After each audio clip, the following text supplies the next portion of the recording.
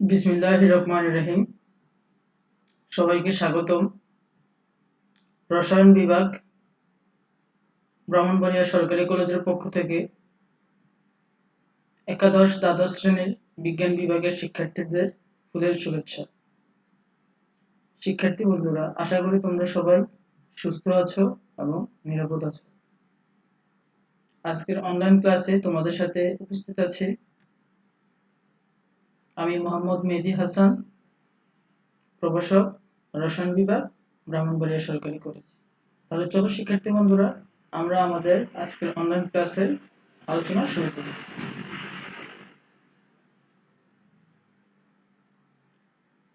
শ্রেণী একাদশ দ্বাদশ, অধ্যায় জৈব রসায়ন, লেকচার 10 অথবা পার্ট 10। আলোচ্য টপিক গ্লাইকোসাইড বন্ধন,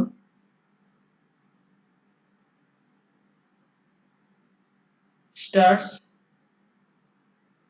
সেলুলোজ, পেপটাইড বন্ধন এবং প্রোটিন। শিক্ষার্থী বন্ধুরা, আমরা জৈব রসায়ন যে অধ্যায়টি আছে ধারাবাহিকভাবে 1 থেকে 9টি ক্লাস আমরা আলোচনা করেছি। তো আজকে আমরা লেকচার 10 আলোচনা করব এবং এই লেকচার 10-এ আমরা স্ক্রিনে প্রদর্শিত যে টপিকগুলো আছে এই টপিক সমূহ নিয়ে আজকে আমরা ধারণা লাভ করব।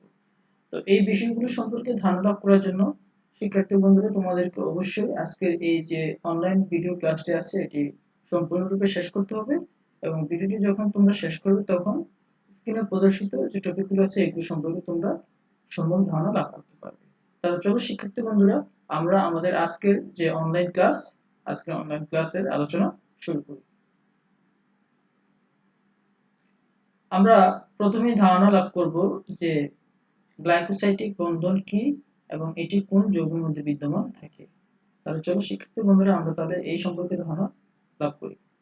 কনডেনসেশন পলিমারের অত্যন্ত উল্লেখযোগ্য উদাহরণ হলো গ্লাইকোসাইডিক ও পেপটাইড বন্ধন দ্বারা গঠিত বিভিন্ন বায়ু পলিমার। জীবনের উপাদান হিসাবে এসব বায়ু পলিমার জীব ও উদ্ভিদ দেহে গঠিত হয়। অর্থাৎ বিভিন্ন বায়ু পলিমার যা জীব ও উদ্ভিদ দেহে বিদ্যমান থাকে এবং জীব ও উদ্ভিদ দেহের উপাদান হিসাবে থাকে, এই সমস্ত বায়ু পলিমার সমূহ গ্লাইকোসাইডিক এবং পেপটাইড বন্ধন দ্বারা গঠিত হয়। এখন তোমাদের মনে প্রশ্ন জাগতে পারে, এই গ্লাইকোসাইডিক ও পেপটাইড বন্ধন এই দুটি বন্ধন কি? আজকে আমাদের এই অনলাইন ক্লাসে আমাদের একটি অন্যতম বিষয় হচ্ছে এই গ্লাইকোসাইডিক বন্ধন এবং পেপটাইড বন্ধন। আমরা এই গ্লাইকোসাইডিক বন্ধন দেখতে পাবো যে কার্বোহাইড্রেট অর্থাৎ স্টার্চ এবং সেলুলোজের মধ্যে এই গ্লাইকোসাইডিক বন্ধন বিদ্যমান আছে এবং পেপটাইড বন্ধনটা আমরা দেখব যে এটি প্রোটিন অণুর মধ্যে বিদ্যমান আছে। তোমরা ইতিমধ্যেই কার্বোহাইড্রেট, স্টার্চ বা সেলুলোজ কি এই সমস্ত বিষয়গুলো সম্পর্কে তোমরা ধারণা লাভ করেছো। পাশাপাশি প্রোটিন যে গঠিত হয়, প্রোটিন গঠিত হওয়ার অন্যতম মাধ্যম হচ্ছে পলিপেপটাইড বন্ধন এবং অসংখ্য পেপটাইড বন্ধন মিলে সেই পলিপেপটাইড বন্ধন গঠিত হয়। তো আজকের এই অনলাইন ক্লাসে আমরা এই সমস্ত টপিকগুলো সম্পর্কে ধারণা লাভ করার চেষ্টা করব। এই সমস্ত টপিকের মধ্যে একটি অন্যতম বিষয় হচ্ছে গ্লাইকোসাইডিক ও পেপটাইড বন্ধন। আর এই গ্লাইকোসাইডিক এবং পেপটাইড বন্ধনের মাধ্যমে মূলত উদ্ভিদ ও প্রাণীদেহের বিভিন্ন বায়ু পলিমার গঠিত হয়ে থাকে। তার জন্য শিক্ষার্থী বন্ধুরা, এখন আমরা আমাদের পরবর্তী যে স্লাইড আছে সেখানে চলে যাই। কনডেনসেশন পলিমারের জীবকোষে কাজ। এখানে আমরা দেখব যে কনডেনসেশন পলিমারটা জীবকোষে অর্থাৎ উদ্ভিদ ও প্রাণী কোষে কোন ধরনের কাজগুলো সে করে থাকে। কোষ প্রাচীরের উপাদান হলো সেলুলোজ, একটি পলিস্যাকারাইড যা বিটা-ডি গ্লুকোজের একটি পলিমার। তোমরা সকলেই জানো যে উদ্ভিদের ক্ষেত্রে যে কোষ প্রাচীর আছে, উদ্ভিদের কোষ প্রাচীর হলো সেলুলোজ এবং এই সেলুলোজ হলো এক ধরনের পলিস্যাকারাইড এবং এটি বিটা-ডি গ্লুকোজের একটি পলিমার। এখন তোমাদের মনে প্রশ্ন আসতে পারে যে বিটা-ডি গ্লুকোজ কি? বিটা-ডি গ্লুকোজ সম্পর্কে জানার আগে আমাদেরকে আসলে এই যে কনডেনসেশন পলিমার যা জীবকোষে অন্য যে কাজ করে সেটা সম্পর্কে আমাদেরকে একটু সম্যক ধারণা নিয়ে রাখতে হবে। প্লাজমা পদার্থ গঠনকারী বায়োপলিমার হলো প্রোটিন যা আলফা অ্যামিনো অ্যাসিডের পলিমার। অর্থাৎ আমরা জানি যে বিভিন্ন ধরনের প্লাজমা পদার্থ আছে, এই প্লাজমা পদার্থগুলো হচ্ছে এক ধরনের বায়োপলিমার এবং এগুলো গঠিত হয় প্রোটিন। আর এই প্রোটিন হচ্ছে আলফা অ্যামিনো অ্যাসিডের পলিমার, অর্থাৎ প্রোটিন এটি এক ধরনের একটি রাসায়নিক পদার্থ এবং এই রাসায়নিক পদার্থ আলফা অ্যামিনো অ্যাসিডের পলিমার। আর উদ্ভিদের যে কোষ প্রাচীর, উদ্ভিদের এই কোষ প্রাচীর তৈরি হয় হচ্ছে সেলুলোজ দিয়ে, এবং এই সেলুলোজ হচ্ছে অসংখ্য বিটা ডি গ্লুকোজের একটি পলিমার। তো সেলুলোজ হচ্ছে বিটা ডি গ্লুকোজ এবং প্রোটিন হচ্ছে আলফা অ্যামিনো অ্যাসিডের পলিমার। এরপর আমরা একটি বিষয় দেখব যে ক্রোমোজোমের ক্ষেত্রে ক্রোমোজোমে নিউক্লিওপ্রোটিনের উপাদান হিসাবে থাকে বায়োপলিমার, যেটি হলো ডিএনএ, যা পলিনিউক্লিওটাইড। তোমরা সকলেই জানো ডিএনএ পূর্ণরূপ হচ্ছে ডিঅক্সি রাইবো নিউক্লিক অ্যাসিড। এখানে এডেনিন, গুয়ানিন, সাইটোসিন, থায়ামিন থাকে এবং এই ডিএনএ হচ্ছে একটি পলিনিউক্লিওটাইড, অসংখ্য পলিনিউক্লিওটাইড অণু মিলে ডিঅক্সিরাইবো নিউক্লিক অ্যাসিড গঠিত হয়, যা হচ্ছে ক্রোমোজোমের একটি অন্যতম উপাদান। এবং তোমরা জানো উদ্ভিদ ও প্রাণীর অর্থাৎ বংশগতির ধারক ও বাহক হচ্ছে সেই ক্রোমোজোম, এবং এই ক্রোমোজোম গঠিত হয় হচ্ছে ডিএনএ দ্বারা। তাহলে শিক্ষার্থী বন্ধুরা, বায়োপলিমার যে গুরুত্ব এবং বায়োপলিমার সমূহতে যে সমস্ত বন্ধনগুলো আছে এবং এই সমস্ত বন্ধনগুলো মূলত আমরা যদি বিশ্লেষণ করি তাহলে দেখব যে সেলুলোজ, প্রোটিন এবং ডিএনএ এই সমস্ত উপাদান হচ্ছে এক ধরনের পলিমার। সেলুলোজের ক্ষেত্রে এটি বিটা গ্লাইকোসাইডিক বন্ধনের মাধ্যমে গঠিত হয়, প্রোটিনের ক্ষেত্রে পেপটাইড বন্ধনের মাধ্যমে গঠিত হয় এবং নিউক্লিক অ্যাসিডের ক্ষেত্রে এটি নিউক্লিওটাইড অসংখ্য পলিনিউক্লিওটাইডের মাধ্যমে এটি গঠিত হয়ে থাকে। এবার আমরা দেখব যে এই পলিস্যাকারাইড বিষয়টা কি। পলিস্যাকারাইড গ্লাইকোসাইডিক বন্ধন দ্বারা গঠিত কনডেনসেশন পলিমার, অর্থাৎ পলিস্যাকারাইড হচ্ছে গ্লাইকোসাইডিক বন্ধন দ্বারা গঠিত কনডেনসেশন পলিমার। এটি দুই প্রকার হতে পারে পলিস্যাকারাইড, একটি হচ্ছে স্টার্চ এবং অন্যটি হচ্ছে সেলুলোজ। এখন আমরা দেখব যে এই গ্লাইকোসাইডিক বন্ধন বিষয়টি কি। তাহলে চলো শিক্ষার্থী বন্ধুরা, আমরা এখন গ্লাইকোসাইডিক বন্ধনটা বোঝার চেষ্টা করি। এই গ্লাইকোসাইডিক বন্ধনটি বোঝার পূর্বে আমাদেরকে জানতে হবে স্টার্চ কি এবং সেলুলোজ কি। স্টার্চ এবং সেলুলোজ তোমরা এটি যখন ক্লাস 9 এ যখন তোমরা বিজ্ঞান বিভাগে ভর্তি হয়েছো তখন থেকে তোমরা স্টার্চ, সেলুলোজ, প্রোটিন এই সমস্ত নামগুলো তোমরা শুনে আসতেছো। তো আজকে এখন আমরা রাসায়নিকভাবে বোঝার চেষ্টা করব যে স্টার্চ কি। অর্থাৎ রসায়নের ছাত্র হিসাবে তুমি এখন বলতে পারবে যে স্টার্চ বিষয়টি কি। স্টার্চ হলো আলফা ডি গ্লুকোজের পলিমার। আমি আবারও বলছি, স্টার্চ হলো আলফা ডি গ্লুকোজের একটি পলিমার, তবে এটি দুটি সরল শিকল পলিমার যেমন অ্যামাইলোজ ও অ্যামাইলোপেকটিনের সমন্বয়ে গঠিত। স্টার্চ হচ্ছে আলফা ডি গ্লুকোজের একটি পলিমার, তবে এটি হচ্ছে একটি সরল শিকল পলিমার যেখানে থাকবে অ্যামাইলোজ এবং অ্যামাইলোপেকটিন, এই দুটির সমন্বয়ে স্টার্চ গঠিত হয়। অর্থাৎ স্টার্চকে যদি আমি আদ্র বিশ্লেষণ করি তাহলে আমি অসংখ্য আলফা ডি গ্লুকোজ আমি পাবো, এবং এই গ্লুকোজের সঙ্গে তোমরা জানো যে C6H12O6, অর্থাৎ এরকম স্টার্চকে যদি আমি আদ্র বিশ্লেষণ করতে আমি লক্ষ হাজার হাজার এই আলফা ডি গ্লুকোজ পেয়ে যাব। আর এই আলফা ডি গ্লুকোজটি এটি স্টার্চের মধ্যে থাকবে অ্যামাইলোজ এবং অ্যামাইলোপেকটিনের সমন্বয়ে। ঠিক আছে? আচ্ছা, তাহলে আমরা স্টার্চ কি এই বিষয়টি সম্পর্কে এখন ধারণা লাভ করতে পারলাম। আবার আমরা দেখব যে অ্যামাইলোজ কি। স্টার্চকে যদি আমি অবজারভেশন করি তাহলে আমি দেখতেছি যে এখানে আমি অসংখ্য আলফা ডি গ্লুকোজ পাবো, এবং এই আলফা ডি গ্লুকোজটি হচ্ছে অ্যামাইলোজ এবং অ্যামাইলোপেকটিনের মধ্যে একটি সরল শিকলের মাধ্যমে এটি কি হয়, স্টার্চ গঠনে সহায়তা করে থাকে, এবং তার মধ্যে অন্যতম হচ্ছে অ্যামাইলোজ। রাসায়নিকভাবে অ্যামাইলোজ হচ্ছে গ্লুকোজের একটি সরল শিকল পলিমার যা গ্লাইকোসাইডিক বন্ধন দ্বারা গঠিত। অর্থাৎ গ্লাইকোসাইডিক বন্ধনটি, অর্থাৎ আমরা স্টার্চ বলি, অ্যামাইলোজ বলি বা অ্যামাইলোপেকটিন যাই বলি না কেন, এখানে মূল ক্রিয়ানক কিন্তু হচ্ছে গ্লাইকোসাইডিক বন্ধন। আমরা পরবর্তী স্লাইডে গ্লাইকোসাইডিক বন্ধনটি বোঝার চেষ্টা করব। তাহলে দেখি যে এখন এখানে গ্লাইকোসাইডিক বন্ধন সম্পর্কে কি বলা আছে। একটি গ্লুকোজ অণুর C1, অর্থাৎ একটি গ্লুকোজ অণুর 1 নম্বর কার্বন OH মূলকের সাথে অপর একটি গ্লুকোজ অণুর 4 নম্বর কার্বনের OH মূলকের বিক্রিয়ায় পানি অপসারণের মাধ্যমে কার্বন অক্সিজেন কার্বন, অর্থাৎ এখানে যে কার্বন অক্সিজেন কার্বন আছে বন্ধন গঠিত হয়ে তাকে সাধারণভাবে গ্লাইকোসাইডিক বন্ধন বলা হয়। অর্থাৎ রাসায়নিকভাবে অ্যামাইলোজটা হচ্ছে গ্লুকোজের একটি সরল শিকল পলিমার, আর এই অ্যামাইলোজটা গঠিত হয় হচ্ছে গ্লাইকোসাইডিক বন্ধন দ্বারা। অ্যামাইলোজের ক্ষেত্রে আলফা ডি গ্লুকোজের একটি গ্লুকোজ অণু C1 এর OH মূলক অপর একটি গ্লুকোজের C4 OH মূলকের সাথে বিক্রিয়া করে কোনো পানি অপসারিত হয়ে কার্বন অক্সিজেন কার্বন বন্ধন গঠন করার মাধ্যমে যে বন্ধনটা গঠিত হয় সেটি হচ্ছে গ্লাইকোসাইটিক বন্ধন। আর এই গ্লাইকোসাইটিক বন্ধনের মাধ্যমে অসংখ্য গ্লুকোজ অণু একত্রিত হয়ে সরল অ্যামাইলোজ তৈরি করে। আর এই অ্যামাইলোজকে যদি আমরা ভেঙে ফেলি তাহলে আমরা পাবো কি ডি গ্লুকোজ। এরপর আমরা দেখব যে আলফা গ্লাইকোসাইটিক বন্ধন এই বিষয়টি কি। তাহলে আমরা বুঝতে পারতেছি যে গ্লাইকোসাইটিক বন্ধন এটি যদি আলফা ডি গ্লুকোজের ক্ষেত্রে হয় তাহলে সেটা হবে আলফা ডি গ্লাইকোসাইটিক বন্ধন, আর যদি সেটি বিটার ক্ষেত্রে হয় তাহলে সেটা হবে বিটা ডি গ্লাইকোসাইটিক বন্ধন। আচ্ছা, এবার আমরা দেখব আলফা গ্লাইকোসাইটিক বন্ধন বিষয়টি কি। দুই অণু আলফা ডি গ্লুকোজ থেকে এক অণু পানি অপসারিত হয়ে আলফা গ্লাইকোসাইটিক বন্ধন গঠিত হয়। অর্থাৎ আলফা গ্লাইকোসাইটিক বন্ধনটা হচ্ছে এটি দুই অণু আলফা ডি গ্লুকোজের থেকে কোনো পানি অপসারণের মাধ্যমে আলফা গ্লাইকোসাইটিক বন্ধন গঠিত হবে। তাহলে বিটা গ্লাইকোসাইটিক বন্ধন কি? তাহলে সহজ হিসাব, বিটা হচ্ছে দুই অণু বিটা ডি গ্লুকোজ থেকে কোনো পানি অপসারণের মাধ্যমে বিটা গ্লাইকোসাইটিক বন্ধন গঠিত হয়। এইভাবে গঠিত অণুকে বলা হয় ডাইস্যাকারাইড, যেমন মল্টোজ।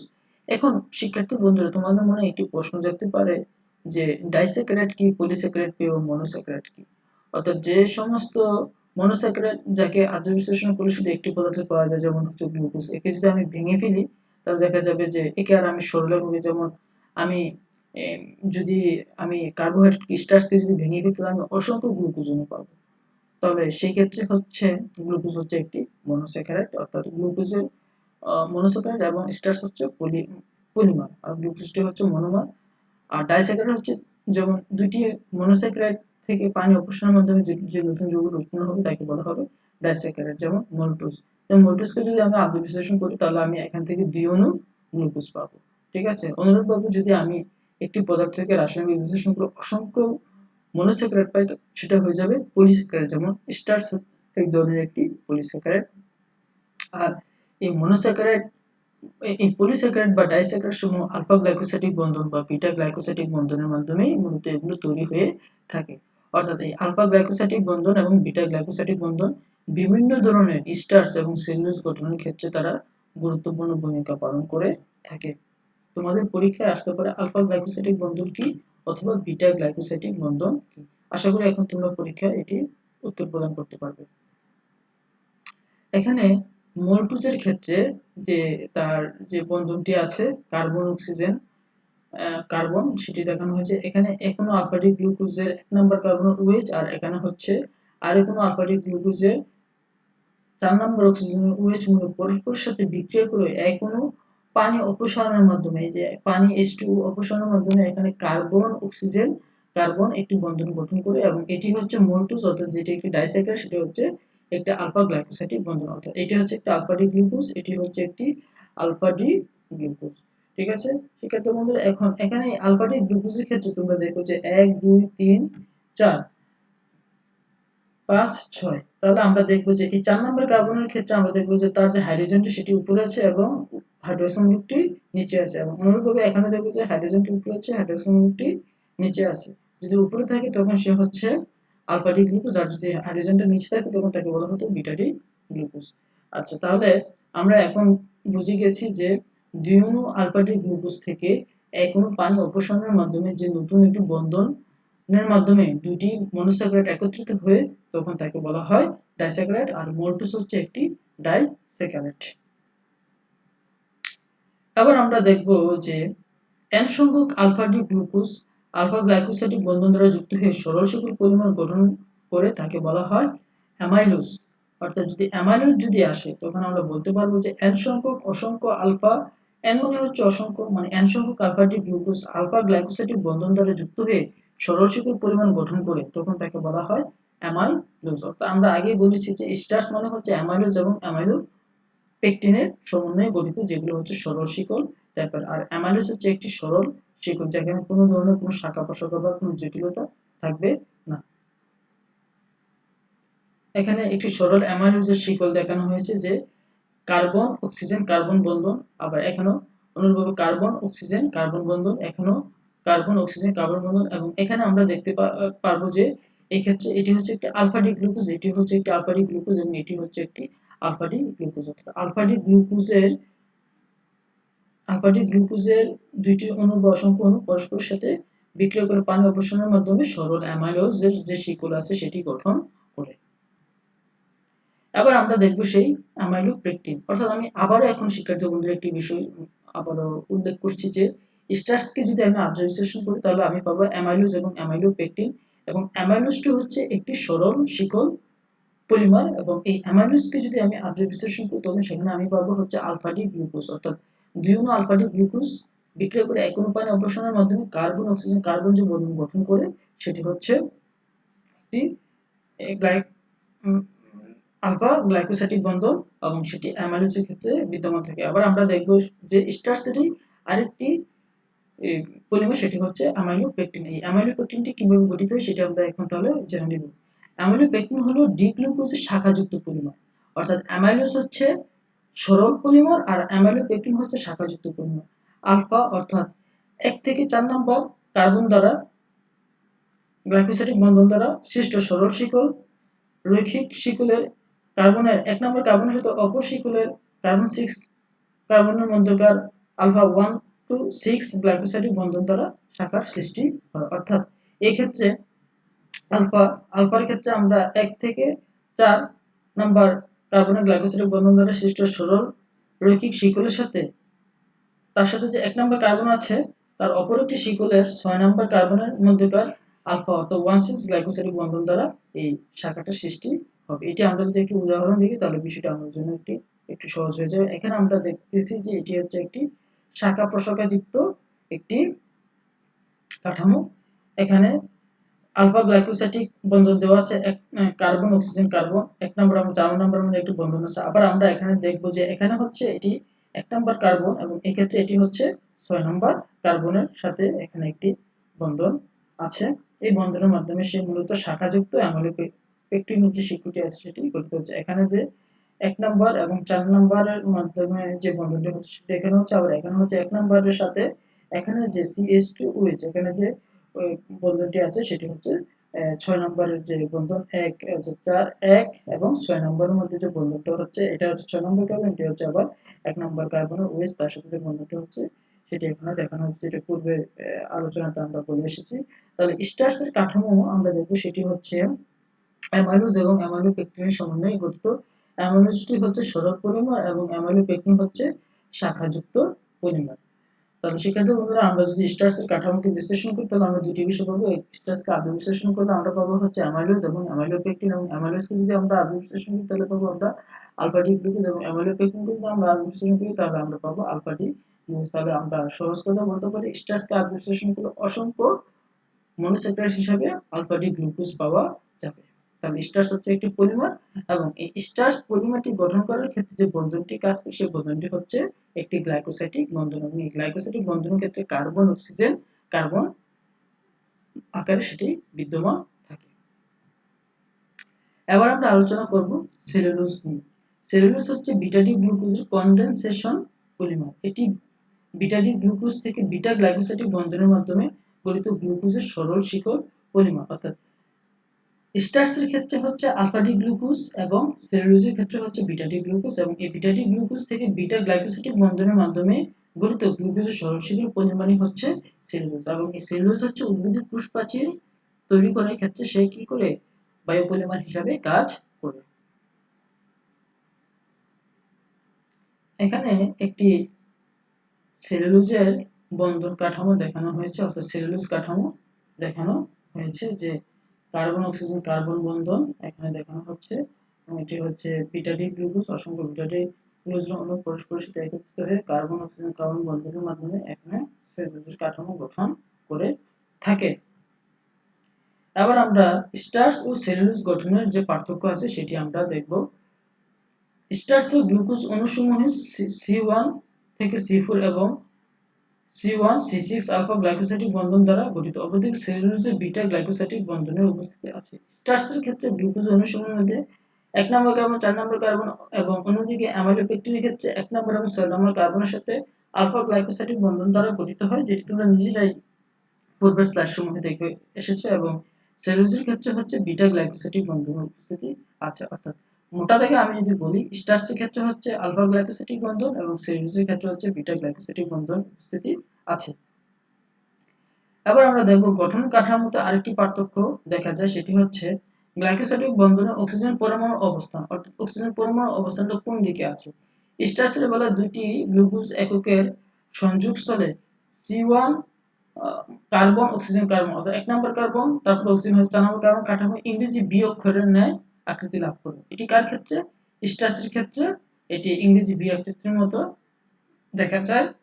বি আকৃতি তো এখানে তোমরা দেখছো যে বি আকৃতির যে আছে।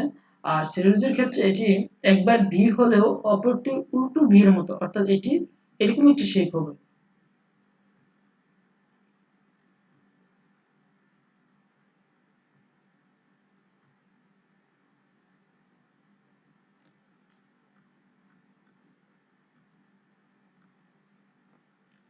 কিন্তু সেলুলোজের বেলা এটি একবার বি হলে অপরটি হচ্ছে উল্টো বি এর মতো, উল্টো বি, এই বিটিকে যদি আমি উল্টে দেই তাহলে সেটি মতো হবে। অনেকটি হচ্ছে পানির অণু যেমন উল্টো হাতে বি এর মতো, এটি অনেকটা পানির অণুর মতো দেখা যাবে হচ্ছে সেলুলোজের বেলায়। তাহলে স্টার্চ এবং সেলুলোজের গঠন কাঠামোর যে পার্থক্যটি আছে, অর্থাৎ অক্সিজেন পরমাণুর অবস্থান, স্টার্চের ক্ষেত্রে সেটি হচ্ছে ইংরেজি ভি এর মতো এবং সেলুলোজের ক্ষেত্রে একটি কাঠামো ইংরেজি ভি এর মতো মনে হলেও অপরটি হচ্ছে উল্টো ভি এর মতো সজ্জিত থাকে। এই যে ভি এর মতো যে কাঠামো, কার্বন অক্সিজেন কার্বন, এই যে উল্টো হাতের বি এখানে দেখানো হয়েছে, যে ডট ডট দ্বারা এখানে প্রদর্শন করা হচ্ছে যে স্টার্চের ক্ষেত্রে বি আকৃতি বিশিষ্ট এটি দেখা যায়। এবং সেলুলোজের ক্ষেত্রে এই যে এখানে হচ্ছে বি আকৃতি, আবার এখানে হচ্ছে উল্টো হাতে বি আকৃতি, অর্থাৎ এখানে কার্বন এক নম্বর, এখানে হচ্ছে কার্বন 4 নম্বর, আবার এখানে হচ্ছে কার্বন এক নম্বর, এখানে কার্বন 4 নম্বর, এটা আবার উল্টো হাতে বি এর মতো এটি জটিল কাঠামো লাভ করে, সেটি হচ্ছে সেলুলোজের ক্ষেত্রে। স্টার্চের ক্ষেত্রে যদি বি আকৃতির মতো হয়, সেলুলোজের ক্ষেত্রে বি আকৃতি এবং উল্টো হাতে বি এর মতো আকৃতি দেখা যায়। আশা করি শিক্ষার্থী বন্ধুরা তোমরা এই যে স্টার্চ এবং সেলুলোজের যে গঠনগত পার্থক্য আছে সেটি চিত্রের মাধ্যমে তোমরা বুঝতে পেরেছো। এবার আমরা আলোচনা করব প্রোটিন নিয়ে। প্রোটিন হচ্ছে পলিপেপটাইড, অর্থাৎ অসংখ্য পেপটাইড বন্ধনের মাধ্যমে মূলত প্রোটিন গঠিত হয়ে থাকে। তো প্রোটিন বিষয়টিকে এটাই আমরা একটু সংজ্ঞার মাধ্যমে জেনে নিব। প্রোটিন মূলত আলফা অ্যামিনো অ্যাসিডের একটি ঘনীভবন পলিমার, যা পলিঅ্যামাইড নামে পরিচিত। অর্থাৎ আলফা অ্যামিনো অ্যাসিড এর একটি ঘনীভবন পলিমার এবং এটি সাধারণত পলিঅ্যামাইড হিসাবে পরিচিত। এখানে অ্যামিনো অ্যাসিডের সংকেতটি দেওয়া হয়েছে।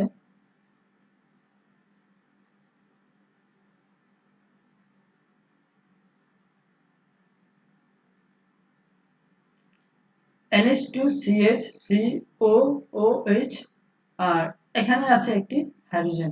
এটি অ্যালকাইল মূলকও হতে পারে, অর্থাৎ আর হতে পারে। এটি হচ্ছে গ্লাইসিন। এখন এরকম অসংখ্য অণু একত্রিত হয়ে পলিঅ্যামাইড গঠন করে, এবং এই পলিঅ্যামাইডই হচ্ছে মূলত প্রোটিন।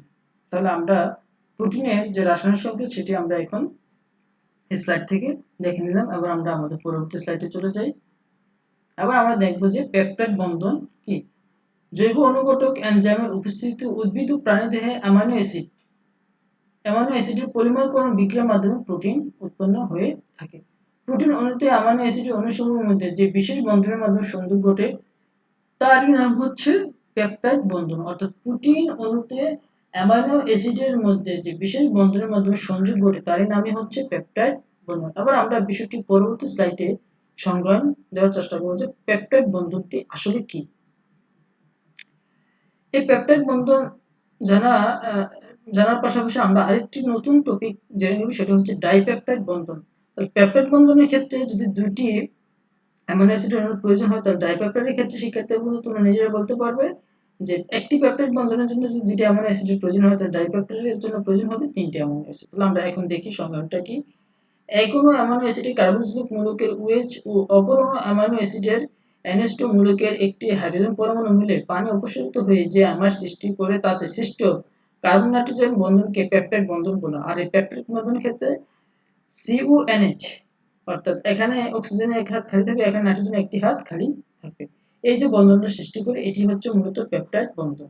তাহলে একটি পেপটাইড বন্ধন পাওয়ার জন্য দুইটি অ্যামাইনো অ্যাসিডের মূলকের মধ্যে বিক্রিয়া ঘটবে। অনুরূপভাবে দুইটি অ্যামাইনো অ্যাসিডের অণু থেকে পেপটাইড বন্ধন দ্বারা যে যৌগ তৈরি হয় তাকে বলা হয় ডাইপেপটাইড বন্ধন। ঠিক আছে, অর্থাৎ দুইটি অ্যামাইনো অ্যাসিডের অণু থেকে যে যৌগটি গঠিত হবে তাকে বলা হয় ডাইপেপটাইড বন্ধন। আবার আমরা দেখব যে একটি ডাইপেপটাইড বন্ধন, এখানে এটি একটি অ্যামাইনো অ্যাসিড NH2CHR, অর্থাৎ এখানে আমরা গ্লাইসিনের ক্ষেত্রে দেখেছি RH, আর এখানে H এর পরিবর্তে একটি R, অর্থাৎ এক মূলক আছে আর এখানে আছে একটি কার্বক্সিলিক মূলক। অনুরূপভাবে এখানে আর কোনো অ্যামাইনো অ্যাসিডের একটি H অণু অর্থাৎ OH এখান থেকে পানি অপসারণের মাধ্যমে, এই যে এখানে পানি অপসারণের মাধ্যমে এক নম্বর মূলকে পেপটাইড বন্ধন CuNH, এই যে বন্ধনটি, এই বন্ধনটি হচ্ছে পেপটাইড বন্ধন। এখানে দুই পাশে দুটি অ্যামাইনো অ্যাসিড আছে, তাহলে এখানে দুটিকে যুক্ত করার কারণে এই বন্ধনটিকে বলা হয় ডাইপেপটাইড বন্ধন। এখানে ডাইপেপটাইড বন্ধন স্ক্রিনে প্রদর্শিত হচ্ছে। এবার আমরা দেখব প্রোটিন অণুর ক্ষেত্রে যে পলিপেপটাইড আছে সেটি, অর্থাৎ প্রোটিন কি। তিনটি অ্যামাইনো অ্যাসিড সংযোগে ট্রাইপেপটাইড এবং এর অধিক অসংখ্য অণু যুক্ত হলে পলিপেপটাইড গঠিত হয়। 40টির অধিক অ্যামাইনো অ্যাসিড যুক্ত হয়ে যে পলিপেপটাইড গঠিত হয় তাকে প্রোটিন বলা হয়।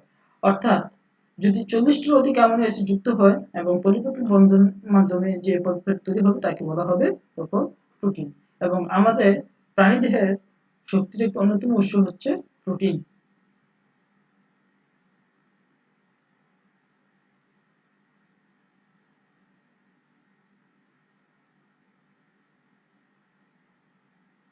এখানে পলিপেপটাইড অর্থাৎ প্রোটিন শিকল কিভাবে গঠিত হয় সেটা দেখানো হয়েছে। NH2 এর ক্ষেত্রে এটি হচ্ছে N প্রান্ত, এবং যদি COH যদি থাকে তখন তাকে বলা হবে C প্রান্ত। অর্থাৎ একটি পলিপেপটাইড বন্ধনের ক্ষেত্রে এটিকে দুই ভাগ করা যায়, N প্রান্ত এবং C প্রান্ত। এটি হচ্ছে একটি পলিপেপটাইড বা প্রোটিনের কাঠামো। এইভাবে প্রোটিন অণু গঠিত হয়ে থাকে, এবং এই প্রোটিন অণু হচ্ছে অ্যামাইনো অ্যাসিডের একটি পলিমার, এবং এই পলিমারটি গঠিত হবে পেপটাইড বন্ধনের মাধ্যমে।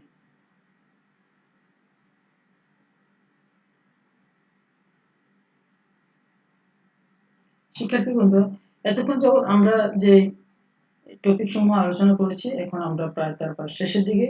এখন হচ্ছে মজাদার পার্ট, অর্থাৎ কুইক কুইজ, যেটি তোমাদের জন্য খুবই আকর্ষণীয় একটি অংশ।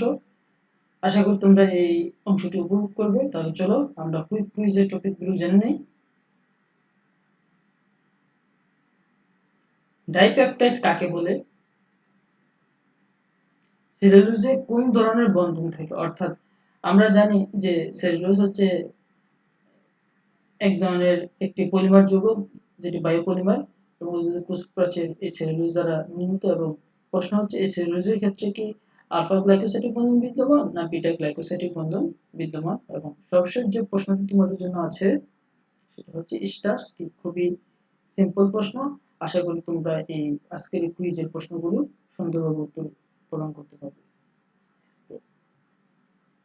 শিক্ষার্থী বন্ধুরা, আমরা আমাদের আজকের এই অনলাইন ক্লাস লেকচার 10 এর প্রায় শেষের দিকে চলে এসেছি। এতক্ষণ ধরে ধৈর্য ধরে ভিডিওটি দেখার জন্য তোমাদেরকে আন্তরিক ধন্যবাদ ও ফুলেল শুভেচ্ছা জ্ঞাপন করছি।